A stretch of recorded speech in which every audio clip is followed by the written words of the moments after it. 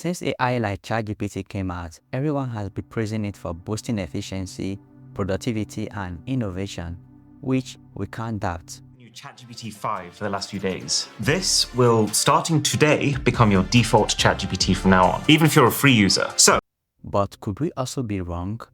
I mean, could this same ChatGPT be harming our critical thinking and making us less intelligent?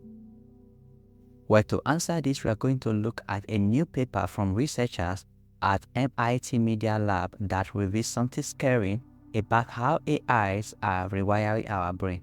And also, if you stick with me to the very end, I will show you a smarter way you can use AI without falling into this trap.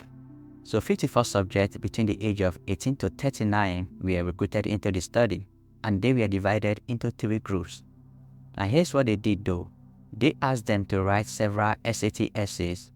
One group wrote SAT essays with just their brain, no tools.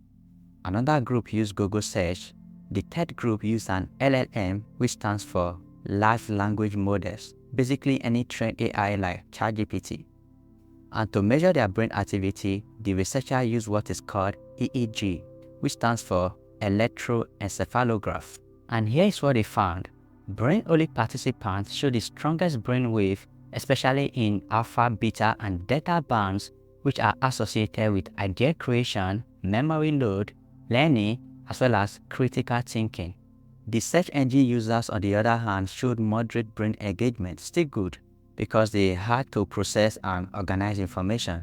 But what was really interesting though, those who used LLM had the weakest neural connectivity and consistently underperformed at neural, linguistic, and behavioral levels. But before I get into the next part, which is going to blow your mind, let's take a step back by explaining how true learning happens. Now, the brain, as you probably know, is a network of nerve cells called neurons. Now, between neurons are synapses. Synapses are the connections between individuals' neurons where brain communication takes place. Now, when you study or practice, your brain response is to strengthen these existing synapses, and in some cases, it may cause your brain to reorganize itself and form a stronger connection. Now, this process is called synaptogenesis. The more you put your brain into use, the stronger your brain connection and brain activity. And if you are using your brain less, you get a weaker connection. So here is why this matters. Using ChatGPT without engaging your own thinking means that you are skipping that strengthening process. So you are going to have a weaker connection and a poor learning outcome. It is like outsourcing your workouts to a robot and wondering why your muscles don't grow. But then the researchers did something fascinating. They swapped the groups. Those who had used LLM at first were told to now write without the tool, rather use their head. And the brain-only group got to try LLM like ChatGPT. Now this is what they found though.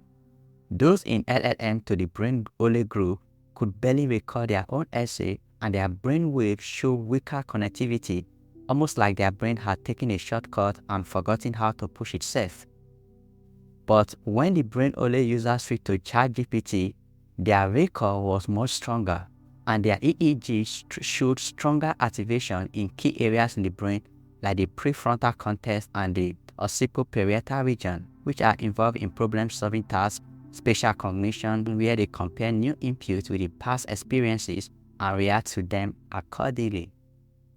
So the real danger isn't ChatGPT itself, it is how you use it. If you let AI to do all the thinking, your brain stops training. But if you think first, then use AI to expand and refine your ideas, you are actually boosting learning instead of diminishing. So should we fear ChatGPT? Definitely no, but we should respect the fact that it can either be a crutch or a catalyst.